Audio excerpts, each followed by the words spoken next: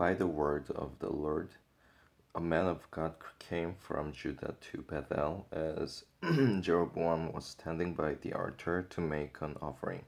He cried out against the altar by the word of the Lord. O altar, altar, this is what the Lord says.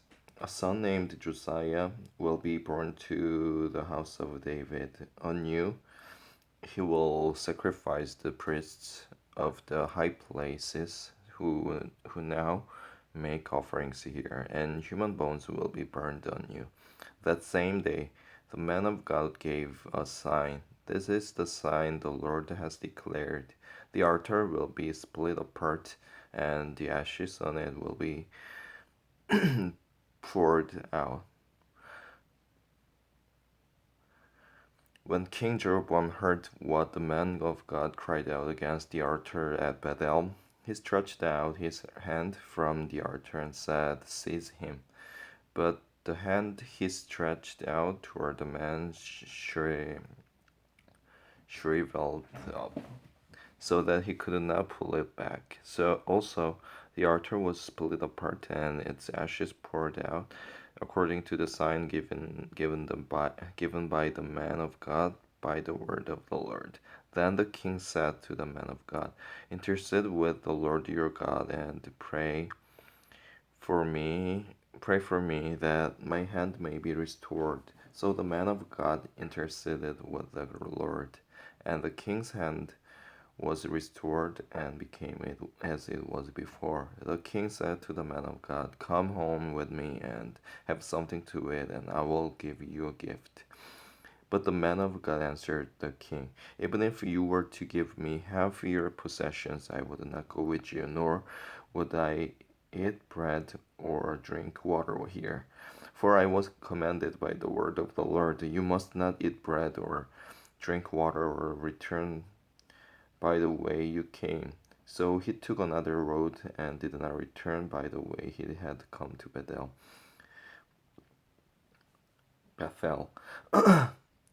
Now there was a certain old prophet living in Bethel, whose sons came and told him all that the man of God had done there that day. They also told their father what he had said to the king. Their father asked them which way did he go, and his sons showed him which road the man of God from Judah had taken. So he said to his sons, "Saddle the donkey for me." And when they had saddled the donkey for him, he mounted it and rode after the man of God. He found him sitting under an oak tree and asked, "Are you the man of God who came from Judah?" "I am," he replied. So the prophet said to him, "Come home with me and eat." The man of God said, "I cannot turn back and go with you, nor can I eat bread or drink water with you in this place. I have been told by the word of the Lord, you must not eat bread or drink water there, or return by the way you came." The old prophet answered, "I too am a prophet as you are." And an angel said to me by the word of the Lord, "Bring him back with you to your house so that he may eat bread and drink water." But he was lying to him. So the man of God returned with him and ate and drank in his house. While they were sitting at the table, the word of the Lord came to the old prophet who had brought him back. He cried out to the man of God who had come from Judah, "This is what the Lord says. You have defiled the word of the Lord and have not kept the command the Lord your God gave you. You came back and ate bread and drank water in the place where he told you not to eat or drink. Therefore your body will not be buried in the tomb of your fathers." When the man of God had finished eating and drinking, the prophet who had brought him back saddled his donkey for him.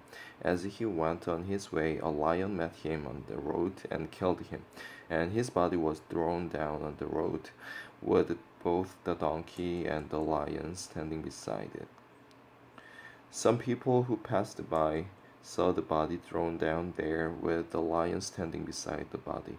And they went and reported it in the city where the old prophet lived. When the prophet prophet who had brought him back from his journey heard of it, he said, "It is the man of God who defiled the word of the Lord. The Lord has given him over to the lion, which has mauled him and killed him, as the word of the Lord had warned him." The prophet said to his sons, "Settle the donkey for me," and they did so. Then he went out and found the body thrown down on the road with the donkey and the lion standing beside it.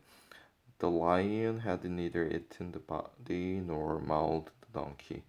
So the prophet prophet picked up the body of the man of God, laid it on the donkey, and brought it back to his own city to mourn for him and bury him.